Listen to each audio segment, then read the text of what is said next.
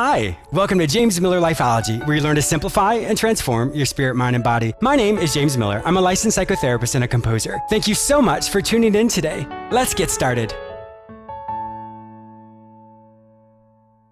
I have a great show for you today. I'm going to help you redefine who you are. I'll also be interviewing national radio broadcaster Havenwood, who's going to review her latest book, Power Guesting: Insider Secrets to Profit from Being a Great Podcasting Guest. She is going to help you tell your life story in a compelling way to help you win over any person with whom you're speaking. To find out more information about Heather and to purchase her book, please visit heatherhavenwood.com. I have some exciting news. Did you know that I'm on the radio 3 times a week? You may hear me on the same station on Tuesdays at 1:30 p.m., Fridays at 9:30 a.m., and Saturdays at 12:30 p.m. You may also hear me anytime on iHeartRadio as well as on all the other major podcasting platforms, including iTunes, Google Play, Stitcher, and many others. Simply search for the show name, James Miller Lifeology. Redefining who you are. We all have memorable life experiences that have caused us to be the person we are today. Unfortunately, when we have many situations that happen in our life, we often define who we are based off of that life event. For example, if you have a divorce, then you consider yourself the divorced person. If you went through a bankruptcy, you're the bankrupt person. Or you're the person who's laid off, or you're the person who has a terminal illness. When we use life events to define who we are, it often limits us from reaching our highest potential. Because when we use that new identity, that identity then limits us from saying we can become anything else. And when that happens, we become stunted, or in other words, we become anchored in that life event, and we're not able to pull ourselves out of it. So it's really important to really define yourself at your core level. The events that you experience in life are just simply events. They're not who you are. In psychology, we will often ask the question, who are you? And that question itself is very simple. But when you strip away all the layers of the life events or even the roles you play in life, for example, you're the manager at your company, or you're the husband or the wife, you're the brother or the sister or the athlete. When you strip away all of those different labels, you'll be able to go deeper and deeper within yourself to find out what your true identity is. Even though that question sounds very simple, it's actually a very profound question. Because when you remove the labels, you really have to look at who you are. One of the things I always tell people is if we have a negative self-belief, then that becomes who we are. And once again, that's another label that you put on yourself.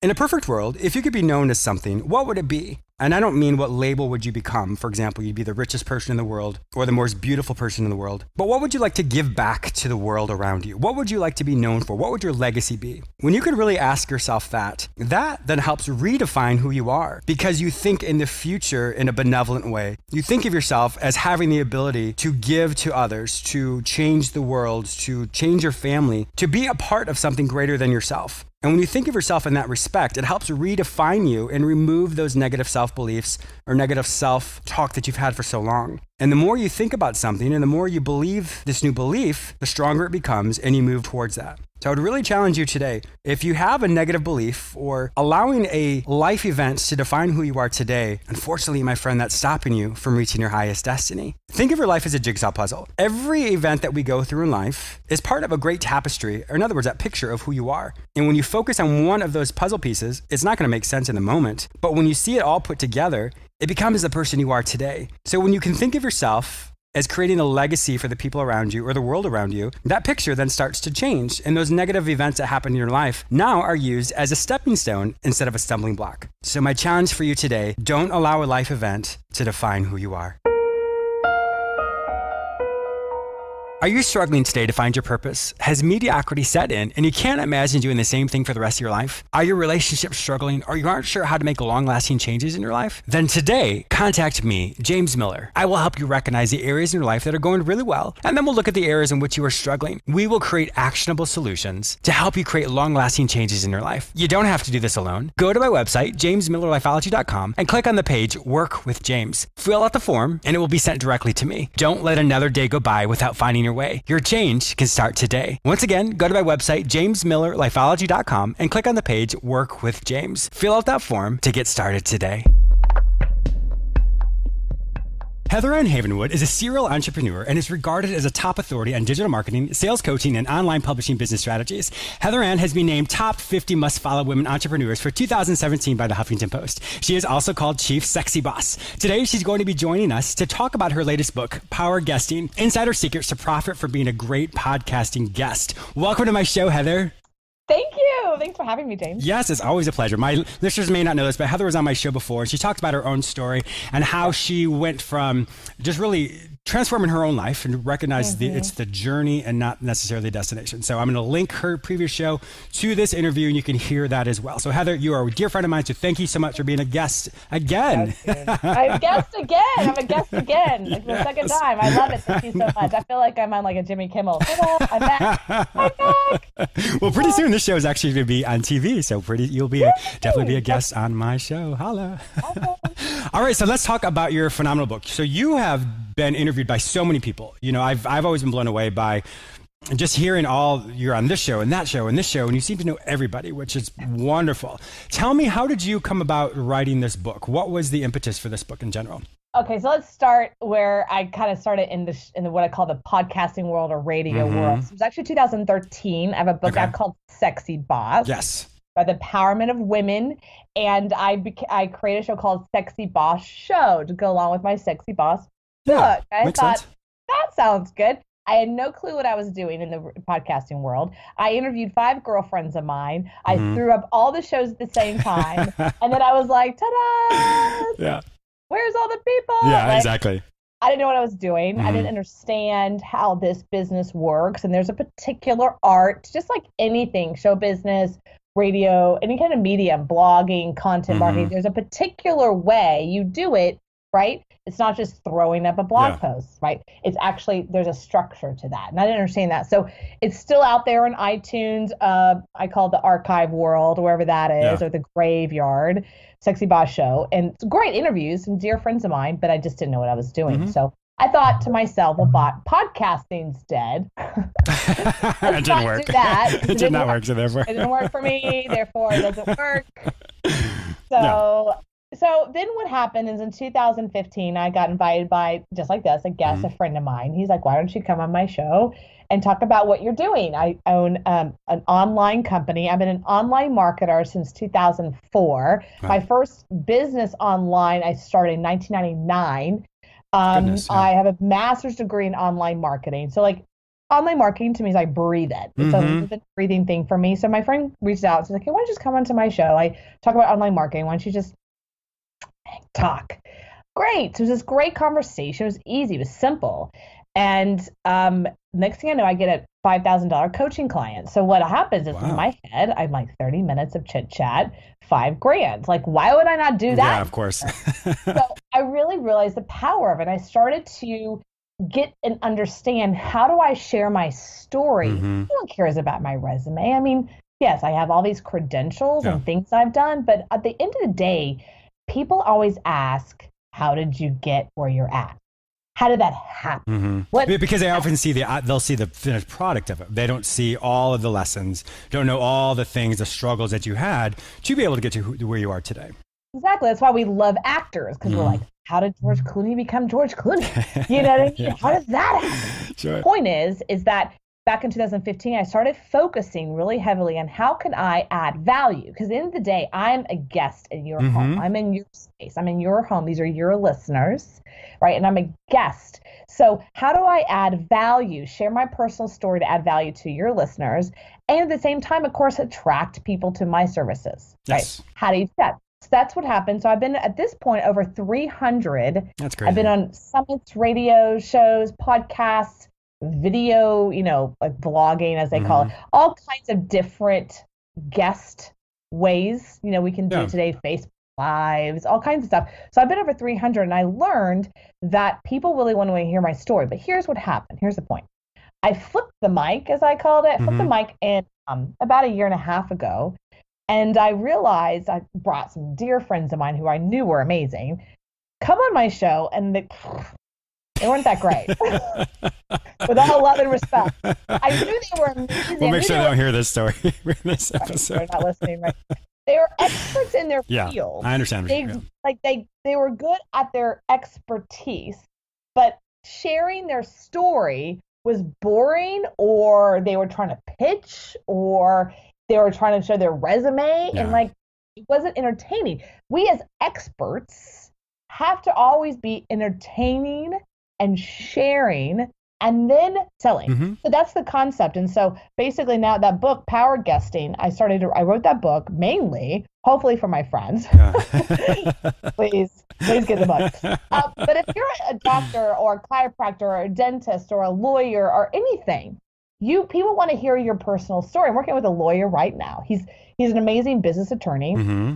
He works with entrepreneurs. He likes entrepreneurs. He likes to work and represent them because his family owned a restaurant for 20 years. Oh, wow. And he saw it.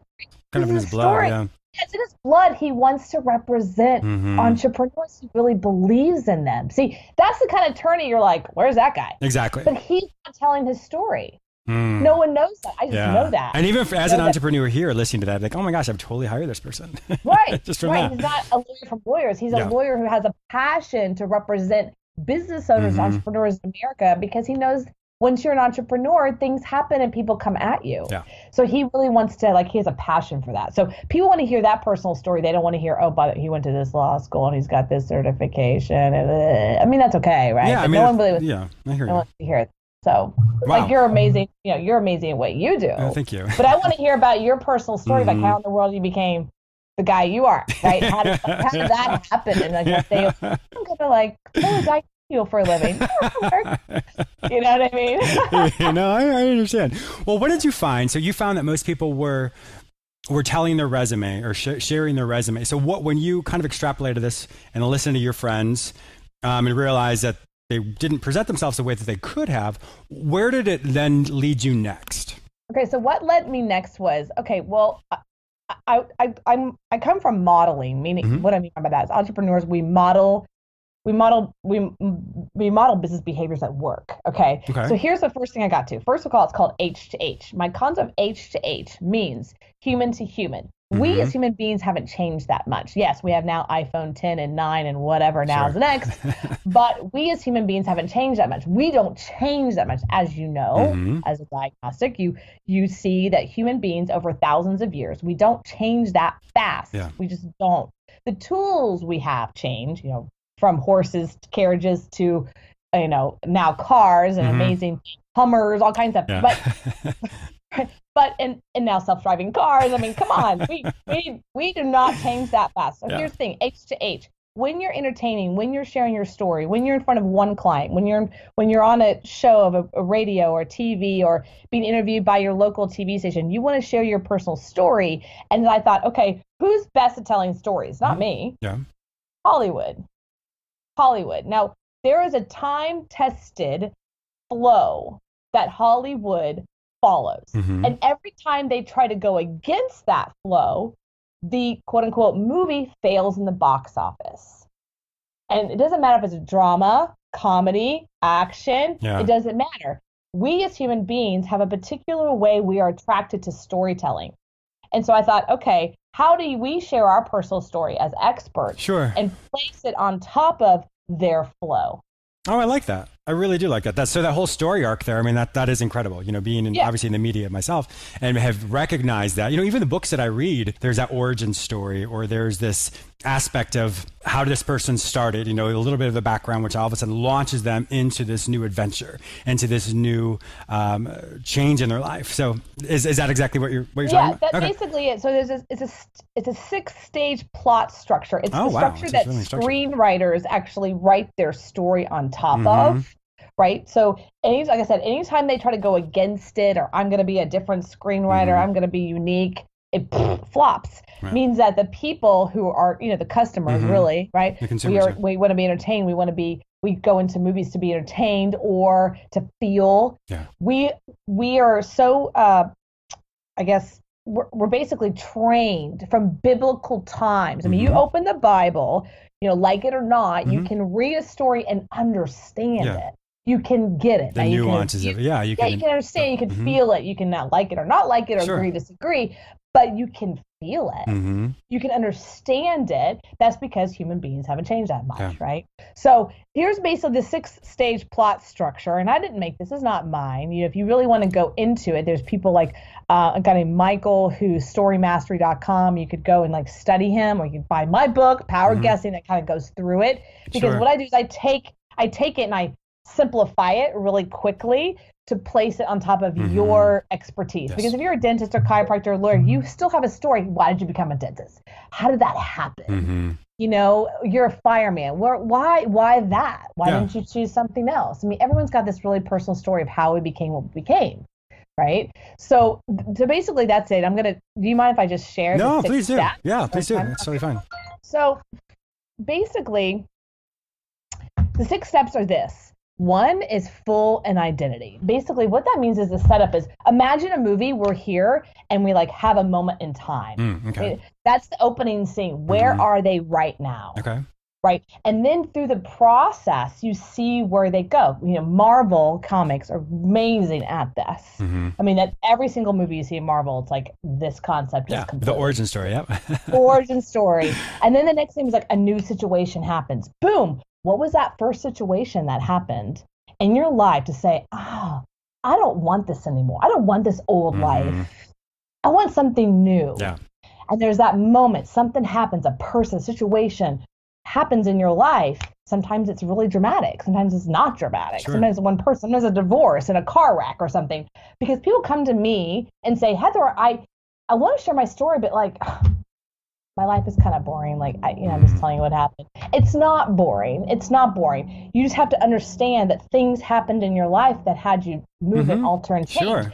But what they say is, well, I didn't have this dramatic moment of a big divorce or, life-changing accident. Yeah. How will people relate to me? I'm like, well, they relate to you because you had a moment to make a decision.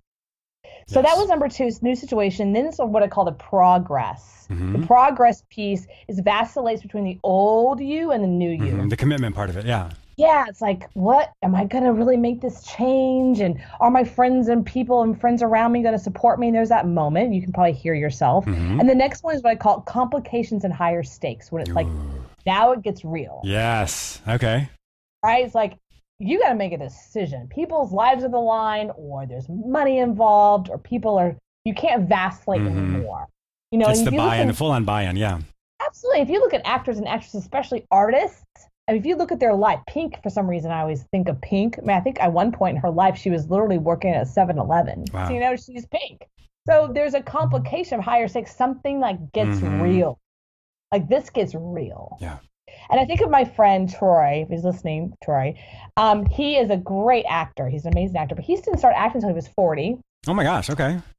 And he lives in Houston, Texas. I've known him since I was 17. Wow. And he finally was like, I'm making this decision. I'm going to be an actor. Yes. He got up and moved to Atlanta. Now, you got to understand, this person's never left Houston. He's just like, he has so many amazing friends and a support team and support system. And he's like, but if I want this, I told him, I go, Troy, you're not a tree you can move. It's called U-Haul. If you want to be an actor right now, you go to Atlanta. That's where everything is right now. Yeah. If you want to be on Wall Street, you go to New York, right? If you want to be a fashion designer, you go to New York or Paris. You don't try to do that in Alabama. That's true. Right? It is very true. Like the moment where you're like, stop talking and go do it. Yeah. Right? So that's where the higher stakes comes in. You're not a tree you can move. That's one of my things my mentor said to me. And then the next phase is that final push where you kind of retreat back into your old identity, and then you kind of fully go into your full essence. Wow, I love this. Yeah. As you're saying all this, I'm just thinking about my own life, and I'm like, I can literally do all those different points myself. So this is absolutely wonderful. And the next final phase is what I call the aftermath. Now, that's always the transformed existence. We see, we see you, how amazing you are now, but you had a story to get where you're at. Lots of tears, lots of sweat. Right, lots of tears and sweat. Yes. We talk in the green room all the time. Yeah. We're like, I know what you go through. I know what I go through. Yes. And it's like, it's not beauty and roses. Yeah. So the aftermath is really like how far we came. And what's really cool about experts and entrepreneurs, we're always going through this process. Yes. There's always an evolution. Oh, I vacillate. So one of the things that happened to me is I went through a massive bankruptcy and I went through a massive foreclosure in my life. And I'm sitting there on this, I ended up living with a friend on a couch. Thank you for having a great friend who let me have a couch. And he lived in Marco Island at the time. Yeah. Beautiful, Florida. Down here in Florida, yeah. And I remember this was this moment. This is one of my moments, right? I just had this amazing business from $0 to $1 million in 1 year. And then within 3 months after that, I had a business partner, which was bad. And he took everything and Oh my gosh. blah, blah, blah, threw me into foreclosure, bankruptcy, and just completely wiped me out. This was in 2006 in Florida. Oh So, gosh. like that whole time frame. So in 2006 and 7. So I ended up on a friend's couch in Marco Island. And I remember sitting there on the beach, James. I remember literally sitting there and going, who am I? Maybe I should just go become a waitress, or like, maybe I should just go work for a big, why am I doing this entrepreneur? This is stupid. And I just remember really getting clear. I mean, I'm sitting there and I have no bank account. I have no credit card. I don't have any insurance on my car. I have a car, but I can't afford the insurance. I got nothing. You know what I mean? Like, I got nothing. And I'm sitting there on the beach and I got so clear. Wow. I got clear that who I am is an entrepreneur. Like at a core level. Now, you got to get, I didn't have anything physical to show you that I was, but I got clear on that's who I am. Let me give you an example of somebody else you maybe get. Michael Jordan, he is clear. He's an athlete. Yeah. He left the NBA. What does he do? He could go play golf or something. Now he's like, I think at one point he was working for the MLB, or he was baseball. Like he walks on the baseball. Yeah, of course, yeah. It's not that he was a baseball player or a basketball player. He got who he was athlete. It comes down to your identity. Often we find situations, for example, you have the opportunity, you could have been a bankrupt person or a foreclosed person or someone who didn't have their car insurance. If you quantify that or identify yourself as a time and place, that is going to end. That identity is going to change. And so you found the core of who you are as the essence of who you are as an entrepreneur. The actions that we experience are just simply actions. It's a snapshot in time that is going to change. You are not always going to be that bankrupt person or that person who can't afford your car insurance. That's a transient time. But if many people, unfortunately, create that as a snapshot of who they are, that becomes your identity, and that's all they ever become. So bravo for you. Obviously, you don't need me to say all that, but bravo for you to be able to really find your core identity to say, I'm so much greater than what my circumstances tell me that I am. Absolutely. And so I want to take it one step further for people. When I'm sitting there on the beach and I got really who I am, then I ask myself the question, if I'm an entrepreneur, what would an entrepreneur do? That's good. And the first thing I did, I was at Marco Island though, the average age is 80. I actually tried to create a business, a dog walking business, right? Nice, yeah. Now, I didn't really think it through because no one works. Oh, yeah. Yeah. So no one left the house. So everyone was like, that's great, you have a dog walking business, but like no one leaves the house. Right? So I was like, that didn't work. That's funny. But I tried. That's right, you did try. I did try. And then the next thing I said is, okay, I'm not a tree, I can move. What would an entrepreneur do? Well, I go surround myself with other entrepreneurs. I think we're all with Marco Island, but the average age is 80. They're in a different part of their life, right? They're thinking about different things. So go surround yourself with other people of like mind. So that's how I ended up in Austin, Texas. My sister lived here. I'm from Texas, like kind of coming back home, but I knew Austin was surrounded. When I walk through the streets and I say I'm an entrepreneur, people go, yeah.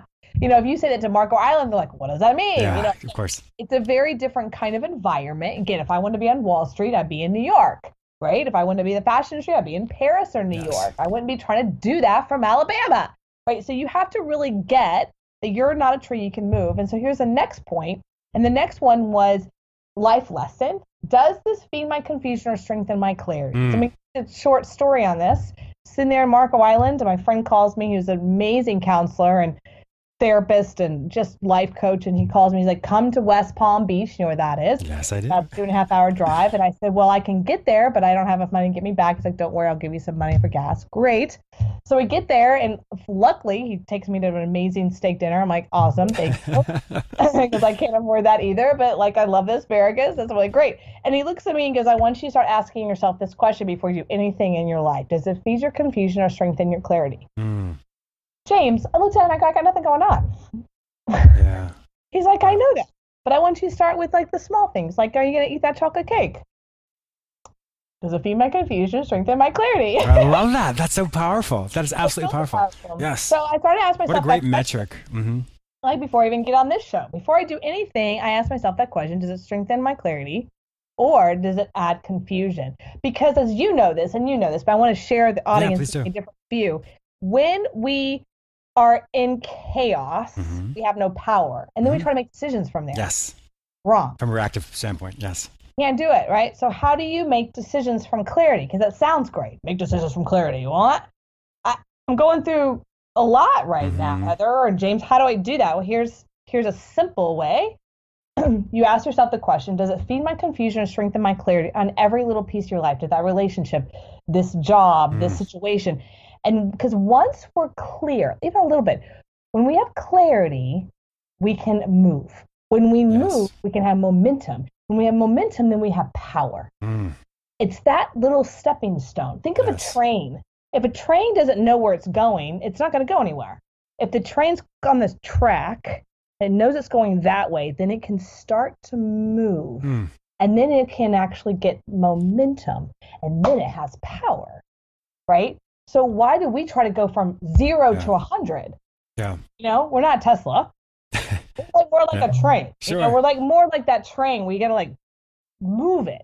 So you start to ask yourself the question, does it feed my confusion or strengthen my clarity? And that goes down to personal, you know, business, emotions, all of it. Well, I love it because it's so practical in the sense of like literally as soon as I hang up this call with you, the next thing I do, I can use it as my template for each small decision, like you said. And then, like you said, that leads to something greater and greater until pretty soon my day had a beautiful, very clear day, very productive day, very wise day, if you will. And the next day, that once again, that moment by moment then turns into day by day, which turns to week by week, which turns to month by month. And pretty soon I'm a completely different trajectory than probably I originally thought, had I not really taken that moment to stop and check in with myself and say, is this feeding my confusion or strengthening my clarity? Yes, exactly. Now, what I need to let y'all know, ladies and gentlemen who are listening, I am not the most positive person on the planet. I get that from James. If I need positivity, like I text him and be like, tell me something positive because he's freaking positive. So I want you to hear that because I say, people don't look at me and go, you're so positive. They do not, that's not the essence people get from me. I get that from my friends, like, James, like, how are you today? He's like, it's amazing. I'm like, oh, I wish I was that positive. Thank you. You're so positive. I get it from you. I like it from you. But what I am is I'm more like I'm a driver. Yes, you like are. I drive, therefore I am, or I'm a promoter. Back to power guesting is that once people come onto the show with me, I learned that I had to be a really great host. You're a great host. Thank you. You're really great at adding energy, right? And I had to learn how to drive the situation or drive the conversation and pull from people, right? Which is extremely challenging sometimes.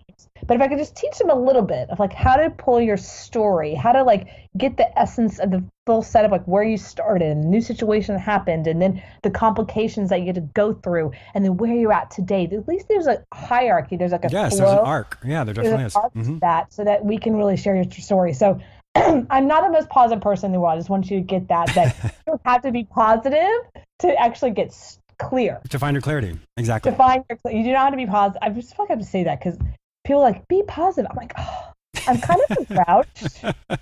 I am. I love it. I am kind of a like that. Yeah. Oh, that's not, I don't know. I see both sides of everything. Some people like you only see positive. I'm like, I see both sides. I see the negative. I see the positive. Up or down. I'm like a lawyer that way. You don't ever talk to a lawyer and try to be positive. Like, this is so exciting. They go, well, let me tell you what's happened. Yes, it is very true. I do know that. Well, Heather, it has been we could go on and talk forever. I mean, obviously, I love having you on my show, and I'm definitely going to have you on again. But if my listeners like to find out more information about you, perhaps even work with you, or even buy your books, I know the book we're talking about today is Power Guesting, Insider Secrets to Profit from Being a Great Podcasting Guest. Where would they find this information online? I would love to show you to a few places. On Amazon, you can go to heatherhavenwood.com/Amazon. It'll take you right to my page. Perfect. So heatherhavenwood.com/Amazon. But I want to give your listeners a fun little cool thing. I'm doing this thing with my chat bot. Now, first, I'm going to give you a gift. I'm going to give you 3 free chapters of my audiobook, Sexy Boss, to go through this process. Now, every single expert, if you're a professional, solo entrepreneur, realtor, if you're one of those, I want you to go through this process. This is really cool. So go to the following link. You ready? It's www. Oh my God, did I just say that? I did. AskHeatherAnn.com. I say it again. Ask Heather, HTHER, ANN.com. AskHeatherAnn.com. What's going to do is going to open up into Facebook Messenger, and you can go through my chat bot. Super awesome. And I love it. This process so you can experience it yourself and hang out with my chat bots. AskHeatherAnn.com. If you're interested in working with me, just go to HeatherHavenwood.com and it says work with Heather, and get on my calendar and we can have a conversation. Awesome. Well, Heather Ann, thank you so much for being a guest on my show today. It's been an absolute pleasure as always. Thank you. Gratitude. I also want to thank you, the listener, for tuning in today. Please subscribe to this radio show through whichever portal you joined with us today, or please go to my website where you may sign up for my free newsletter, watch my YouTube episodes, read the articles I've written specifically for you, or you may enroll in the Lifeology Academy where you can take self-directed courses which will help you simplify and transform your spirit, mind, and body. If you'd like to personally work with me, be a guest on, or advertise on this show, simply visit jamesmillerlifeology.com. Be sure to follow me on all social media platforms under the name James Miller Lifeology, except for Twitter, which is James M. Lifeology. Once again, thank you so much for your support, and I'll talk to you soon.